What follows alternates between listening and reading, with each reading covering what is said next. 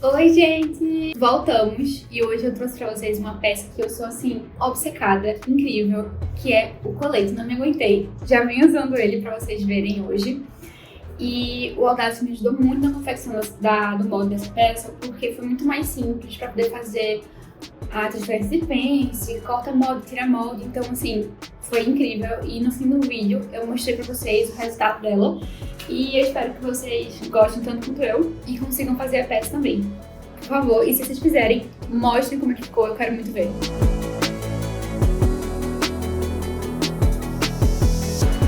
A primeira coisa que eu fiz foi pegar a base do vestido que eu já tinha pronta para começar esse molde, porque o colete ele usa a base do vestido que tem pence no ombro e pence na cintura, e nas costas tem pence na cintura. Então a primeira coisa foi, eu cortei ele ali no ponto D, que é o ponto do quadril, né, a altura do quadril, e comecei refazendo os pontos, porque quando você extrai, ele perde os pontos de marca de cintura, a menos que você transforme em pique, né, como eu não tinha feito isso, então recoloquei todos eles e já comecei com as primeiras mudanças, que foi ali de você abaixar um pouco o decote das costas. A próxima coisa que a gente vai fazer é deixar ele um pouco mais acinturado. Então, eu entrei 1 centímetro ali na cintura e no quadril e subi morrendo no nada no ponto C, que é o ponto da cava.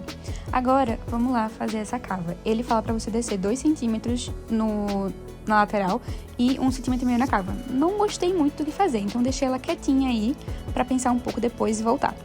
Fiz essa linha, que vai ser a linha final do colete, e também marquei subindo 4 centímetros o ponto do revel. Marquei aí esses piques porque eu vou tirar depois essas linhas auxiliares e fiz a mesma coisa lá na frente. Continuando, também marquei o ponto do revel que vai ficar na frente e do ponto C, no caso do ponto D, eu fiz o pedaço do transpasse do colete, que também ele é todo abotoado na frente, então precisa ter. Isso aí, já fiz também todo o movimento que ele vai ter no quadril, que é meio um pouco assim curvo, então já fiz logo isso, no mesmo ponto que vai ter nas costas, que é esses mesmos 4 centímetros, senão não vai casar, tá? De novo, lá fui eu pensar na cava como é que eu ia fazer, e de novo fui tentar fazer ela com a ferramenta de curva, que é maravilhosa, mas para esse momento específico não deu muito certo. Então, depois de ficar alguns momentos aí tentando refazer, eu lembrei dessa ferramenta, que é elemento paralelo. Muito boa, você coloca ali as distâncias que você quer e deu super certo. Então, eu desfiz a das costas que eu já tinha feito e utilizei ela para fazer a cava e ficou muito melhor do que a primeira que eu tinha feito. Agora, depois de descer do ponto G 2 centímetros, eu fiz realmente esse decote ali do colete na frente e já comecei a extrair, tanto a frente quanto as costas. E agora que o molde já tá extraído, eu pude finalmente transferir essa pence para que ela não ficasse aí no ombro, porque ela não existe no colete, então consegui fazer isso e escolhi o lugar que ia ter menos diferença na transferência. Retirei as linhas auxiliares que tinham saído nas costas, que tinha ficado muito grande, e marquei com pique até onde iria. E agora botei logo os fios e voltei pra gente poder fazer agora as marcações tanto do revel quanto da parte ali do forro, né? Então comecei fazendo um revel de 4 centímetros, que é o que fica mais bonito, assim, mais inteiro, eu achei. E usei a ferramenta de distância, que é outra que eu comecei a achar maravilhosa, que ele dá distância num ângulo de 360 graus. Então você pode escolher à vontade o lugar que você quer.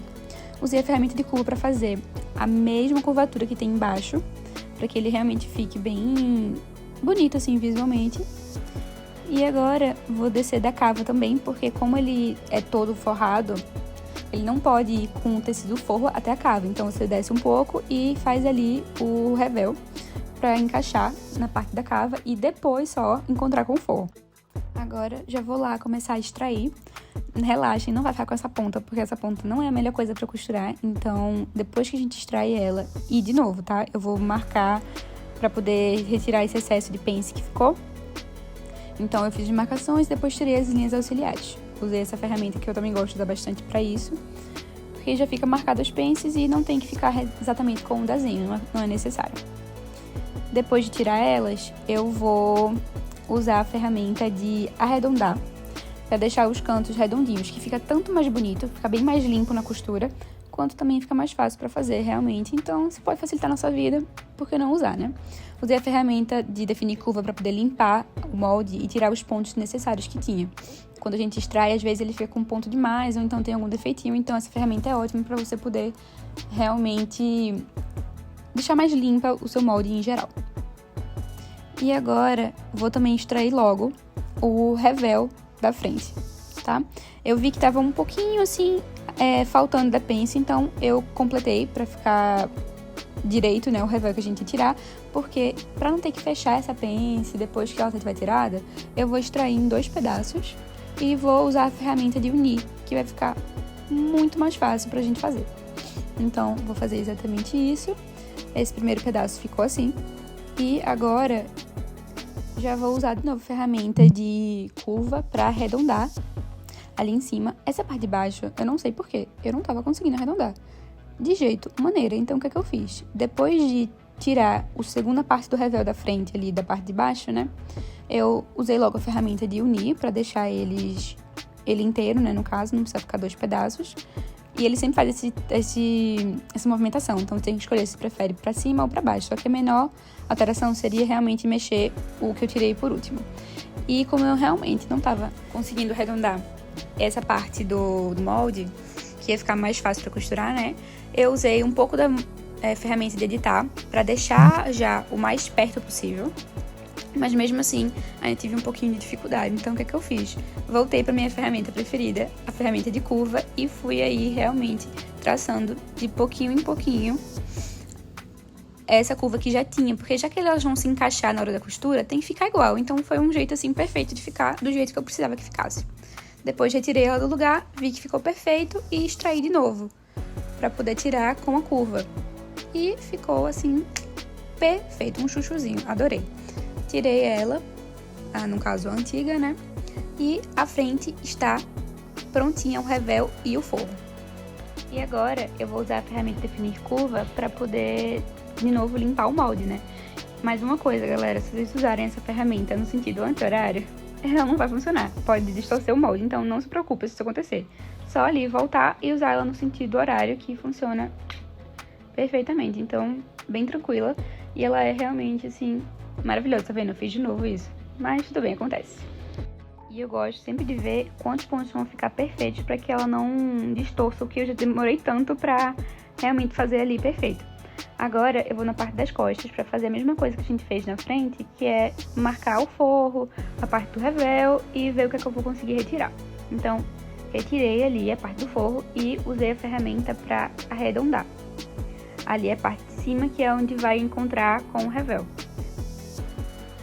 E depois já fui logo tirar o revel ali da parte de cima, que é a parte do decote, né?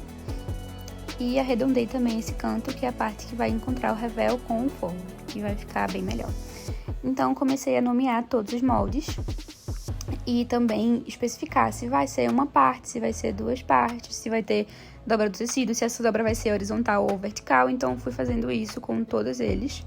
Botei aí bem direitinho pra não ter dúvida, porque é muito importante você passar para a equipe da costura, né, e da pilotagem todas as informações necessárias. Então usei essa partezinha da ficha técnica para fazer isso e fui colocando também, especifiquei, né, o revel das costas, porque tem a parte de cima e a parte de baixo, deixando claro o que era forro, o que era tecido, assim a parte que vai ficar por fora, né, e o que era revel, que vai ser do mesmo tecido.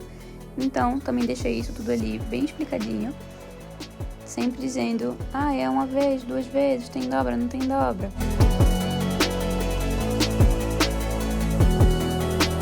Mas, sendo bem sincera, quanto mais informação você conseguir oferecer, melhor vai ficar e vai ter menos chance de ter erro a sua peça. Principalmente em produções grandes, né?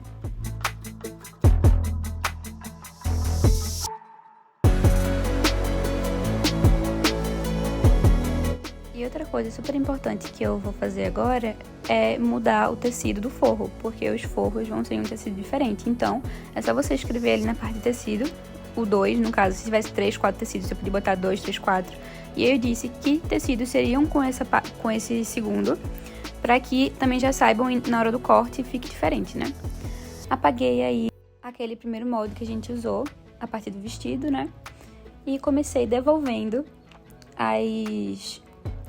os nomes e os fios do sentido do fio do tecido para cada molde, porque eu tinha tirado na hora de produzir para não ficar muita informação e não conseguir ver os detalhes direito. Então eu prefiro tirar e colocar de volta só no final.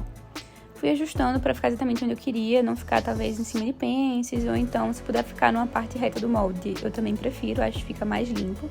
Esse aí meio que não teve jeito, né? Mas depois eu consegui botar ele mais pro ladinho. E o revel, ele é pequenininho, então é muito comum ele ficar para fora do molde o nome. Mas não tem muito o que fazer, né? Por isso que também é bom colocar as especificações dele naquela parte da propriedade. Comecei usando a ferramenta agora de costura para colocar a costura em cada pedaço. Eu prefiro fazer pela função selecionar, porque eu escolho exatamente que parte eu quero fazer com tanta margem de costura. Porque em outras peças é comum às vezes o decote ser com 0,8 ou com 0,7 para que você use, para que fique menos excesso de tecido ali, né? A costura fique menos grossa. Então eu gosto de fazer assim. Mas realmente tinha pedaços aí que podia ser usando a ferramenta de todo o molde.